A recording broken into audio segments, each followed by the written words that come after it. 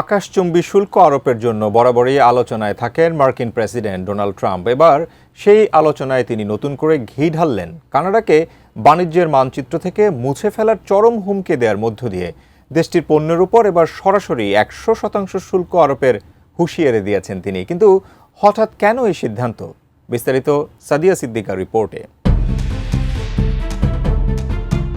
উত্তর আমেরিকার দুই প্রতিবেশী রাষ্ট্র যুক্তরাষ্ট্র ও কানাডার দীর্ঘদিনের প্রথাগত বন্ধুত্বপূর্ণ সম্পর্কে এখন ইতিহাসের সবচেয়ে ভয়াবহ ফাটল দেখা দিয়েছে।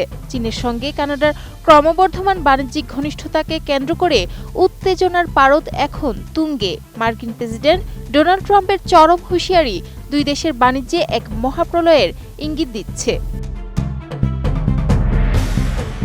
সম্প্রতি আল জাজিরার এক প্রতিবেদনে জানানো হয়েছে, ডোনাল্ড ট্রাম্প সরাসরি ঘোষণা করেছেন যে কানাডা যদি চীনের সঙ্গে তাদের বাণিজ্য চুক্তি চালু রাখে তবে যুক্তরাষ্ট্র কানাডা থেকে আসা প্রতিটি পণ্যের ওপর 100% শুল্ক বা ট্যারিফ আরোপ করবে। সামাজিক যোগাযোগ মাধ্যমে দেওয়া এক কঠোর বার্তায় ট্রাম্প হুঁশিয়ারি দিয়ে বলেন, কানাডাকে কোনোভাবেই চীনা পণ্যে যুক্তরাষ্ট্রের পাচার করা ট্রানজিট পয়েন্ট হতে দেওয়া হবে না। তিনি স্পষ্ট করে দিয়েছেন, চীনের সঙ্গে বাণিজ্য সমঝোতা কার্যকর থাকা অবস্থায় যুক্তরাষ্ট্রের বাজারে কানাডার কোনো পণ্য বিনা শুল্কে প্রবেশের সুযোগ পাবে না। নতুন বাংলাদেশ গড়তে এলো জুলফিকার স্টিল। জুলফিকার স্টিল, ইস্পাত দৃঢ় অঙ্গীকার। এই উত্তেজনার মূলে রয়েছে গত সপ্তাহে কানাডা ও চীনের মধ্যে সম্পন্ন হওয়া একটি বিশেষ বাণিজ্য সমঝোতা। ওই চুক্তির শর্ত অনুযায়ী চীন কানাডার কৃষি পণ্যের উপর বিদ্যমান শুল্ক কমিয়ে আনার প্রতিশ্রুতি দিয়েছে। এর বিনিময়ে কানাডা তাদের বাজারে চীনের তৈরি সাশ্রয়ী ইলেকট্রিক গাড়ি আমদানির অনুমতি প্রদান করবে। মূলত ট্রাম্পের আপত্তির জায়গাটি এখানেই। তিনি মনে করেন এর ফলে উত্তর আমেরিকার বাজারে চীনের আধিপত্য প্রতিষ্ঠিত হবে।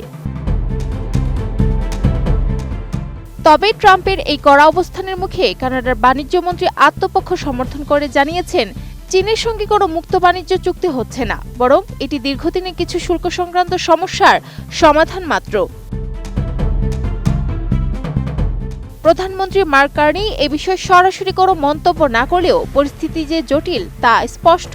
মূলত এর আগে সুইজারল্যান্ডের দাভোস সম্মেলনে কার্নি মার্কিন বাণিজ্য নীতির তীব্র সমালোচনা করলে ট্রাম্পের সঙ্গে তার বাকযুদ্ধ শুরু হয়, যা বর্তমানে এই চরম তিক্ততায় রূপ নিয়েছে।